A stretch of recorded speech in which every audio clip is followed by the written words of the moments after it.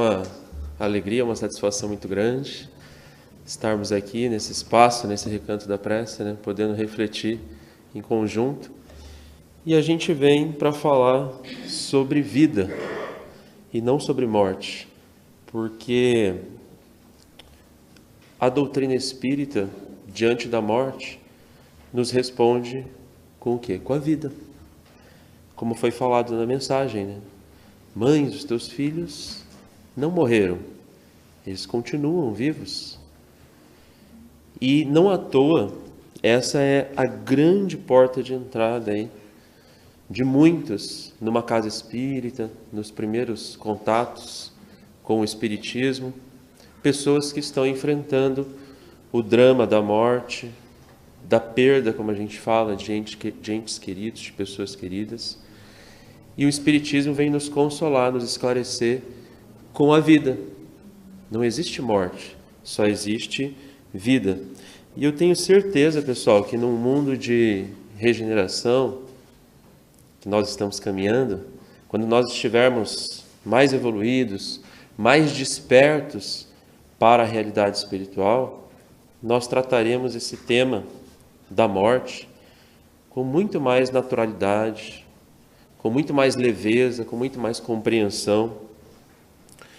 Por quê? Porque quando falamos desse tema, morte, perda de entes queridos, a gente ainda fala com um tom sombrio, pesado, negativo, como se fosse o fim, como se fosse uma tragédia, como se fosse uma desgraça. E vem a doutrina espírita nos esclarecer que, na verdade, é um renascimento, é uma libertação, como foi falado aqui, né? Então, nós vamos aprendendo o quê? Que quando ocorre a morte de um ente querido, ele retornou. Ele não partiu, como a gente fala, fulano partiu. Não, ele retornou para o plano espiritual, para a nossa verdadeira condição, a qual todos nós vamos retornar um dia. E a gente parte quando vem para cá, para o mundo material, né? E aí nós vamos entendendo o quê? Que pelas luzes da doutrina espírita não existe essa morte, essa perda. Existe um ciclo que recomeça, uma nova fase da vida, né?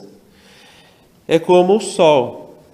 Não é porque a noite caiu que o sol morreu.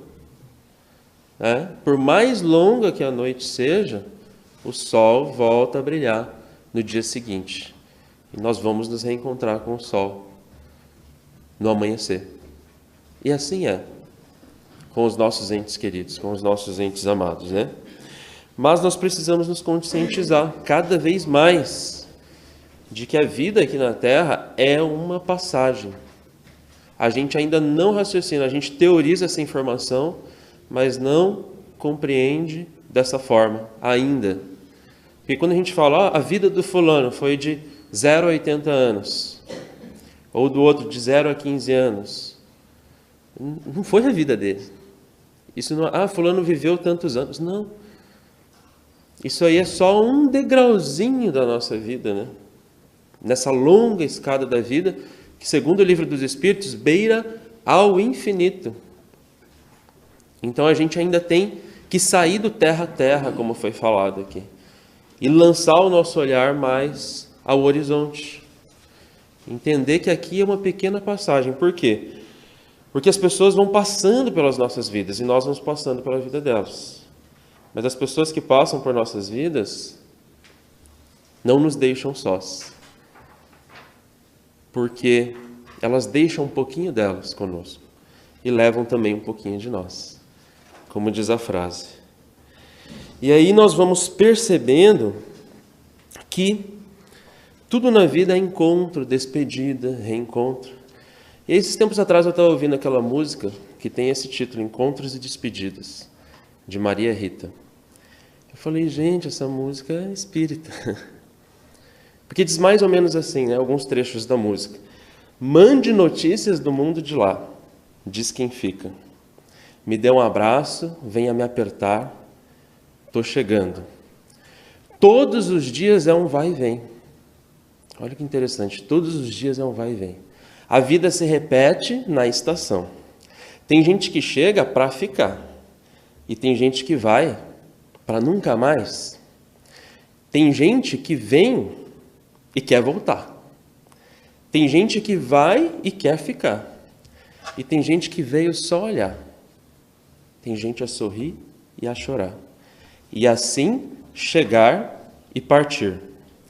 São só dois lados da mesma viagem. São só dois lados da mesma viagem. O trem que chega é o mesmo trem da partida. A hora do encontro é também despedida. É a plataforma dessa estação. É a vida desse meu lugar. É a vida desse nosso lugar. É a vida. Olha que curioso, a vida é uma estação. Tem gente chegando, tem gente partindo. Dali a pouco é a gente que está voltando, uma estação temporária. E é interessante a gente observar dessa forma. Muitos aqui sabem, o seu Carlos falou, eu estou morando no Rio Grande do Sul. Eu nasci aqui em Campo Grande, Mato Grosso do Sul. Agora eu estou em outro estado, Rio Grande do Sul. E a minha família está aqui nesse estado, Mato Grosso do Sul. Então eu brinco com a minha família, com a minha mãe, né, com os meus queridos, que eu já estou treinando para a morte deles. Como assim? Porque quando me perguntam, lá no Rio Grande do Sul, e a tua família? Eu falo assim, olha, minha família está lá no Mato Grosso do Sul. Minha família está em outro estado. E eu sei que eles estão bem, apesar de eu não estar vendo eles, não estar com eles fisicamente. Eu não falo que eles morreram, que está tudo acabado, né? Um pai que tem um filho que foi estudar nos Estados Unidos, se perguntar para ele do filho dele, ele não vai falar que o filho dele morreu, né, que ele nunca mais vai ver o filho dele, não. Ele vai dizer, não, meu filho está lá nos Estados Unidos, vai dizer até com certo orgulho, com saudade, né? Vai dizer com saudade. Como eu também enfrento a saudade lá. Mas aí a morte é a mesma coisa. É a mesma coisa. Estão apenas em outro estado. Né? Assim como eu estou lá no Rio Grande do Sul e o pessoal está aqui no Mato Grosso do Sul. Aí alguns vão falar assim, mas é diferente, porque você liga, né? Hoje tem WhatsApp, Facebook, você vem para cá, mata a saudade. Mas pessoal, na morte física, a gente tem a oração, a gente tem esse telefone da oração, que nós muito pouco usamos ainda. Nós podemos nos encontrar nos nossos sonhos. Nós podemos sim nos... O que são as cartas do Chico Xavier? Né? Agora, por que essa comunicação não é mais intensa? Mas ela está ficando cada vez mais intensa. Não sei se vocês já perceberam, né? Mas por que não é ainda mais? Porque, como disse o seu Carlos aqui no começo, nós ainda damos prioridade ao material. Nós ainda não damos prioridade ao espiritual. Nós ainda somos homens de pouca fé. Nós ainda temos a moralidade muito baixa. Porque se a gente banaliza essas tecnologias do WhatsApp, do Facebook, as tecnologias materiais, nós não vamos banalizar a tecnologia divina, da prece, do sonho, da mediunidade. Não tem como. Porque uma coisa é eu ligar para minha mãe e dizer assim, mãe, que saudade, que bom falar contigo, como que está o pessoal aí de Campo Grande e tal. Uma coisa é eu fazer isso, né? Outra coisa é eu ligar para ela, ai mãe, como eu estou sofrendo, como eu estou aqui desesperado sem você, você tem que vir para cá me buscar e tal. O que eu vou fazer com ela? Ela vai ficar angustiada lá do outro lado da linha. Como foi falado aqui na lição. Por isso que às vezes não nos é permitida a comunicação mais intensa, porque senão a gente vai perturbar a vida dos nossos lá, que eles estão tentando seguir. Então é interessante a gente ter esse olhar, né? Com certeza, num mundo de regeneração, essa divisória entre o plano espiritual e material vai ficar cada vez mais tênue. E a saudade, ela é boa, né, pessoal? A saudade é normal, porque a saudade é o amor que fica. Como eu vi uma vez uma mensagem bem bonita. Se ficou saudade é porque amor, se você não sente nada é porque não teve nada. Então, que bom que você tem saudade, quer dizer que você viveu aquela pessoa. Mas a saudade exacerbada, o sofrimento em demasia, a revolta, a queixa, aí não é bom. Nem para quem está aqui, nem para quem já fez essa viagem. E aí nós percebemos que nós somos ainda muito egoístas, né? Na verdade, no momento da morte, nós temos, como foi falado aqui na lição, nós temos mais egoísmo do que amor. Porque pode reparar uma frase clássica. E agora o que vai ser da minha vida sem o fulano? Então você não está pensando no fulano, está pensando em você, né? Então isso é importante, a gente refletir cada vez mais. Eu queria só, assim, deixar uma experiência recente que eu tive da morte, do desencarne, né? Da minha tia, porque ela ficou muito tempo na UTI, assim, e estava ali aquela cena do caixão. Até o velório a gente vai ter que mudar a forma, né? Tava ali o corpo dela no caixão e uma foto dela do lado do caixão. A foto dela estava bem bonita, corada, iluminada, né? E no caixão ela estava ali com o corpo judiado do tempo que ela ficou na UTI. E as pessoas vinham ali, e se debruçavam naquele corpo. Claro, você vê o teu ente querido, achava que ela era aquele corpo, aquela roupa velha lá. E eu olhava aquilo ali e falava, não, aquela ali do caixão não é minha tia. Aquela da foto é minha tia. Aquela ali, sim. E aí outra cena também, bem clássica de velório, quando estão descendo a pessoa para debaixo da terra.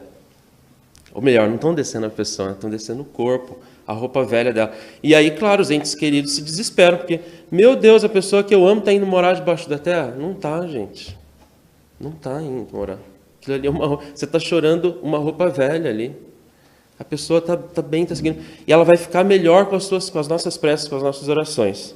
Tem uma música de uma banda gaúcha, espírita gaúcha lá, que diz assim, para a gente encerrar a reflexão aqui. Meu reino não é deste mundo, disse Jesus, com sentimento mais profundo. Ele se refere à vida futura, e que depois da morte, a vida continua. O plano espiritual é que é o verdadeiro lar. E a morte é o retornar. E o que está dentro de nós é o que levaremos para o lado de lá. Nunca deixe de sonhar, porque a vida vai continuar. E tudo que aprendemos aqui nos fará crescer, evoluir. O desencarne de um ente querido dói no coração, gera aflição, mas não é para sempre a separação. A morte é só uma passagem, porque a vida continua. Pode acreditar, e todos que se amam se reencontrarão do lado de lá. Das pessoas que amamos, não é para sempre que nos separamos, pois quando existem os sagrados laços de amor, nós a reencontraremos, seja onde for, porque a vida vai continuar do lado de lá. Nunca deixe de sonhar, a vida vai continuar. Que assim seja.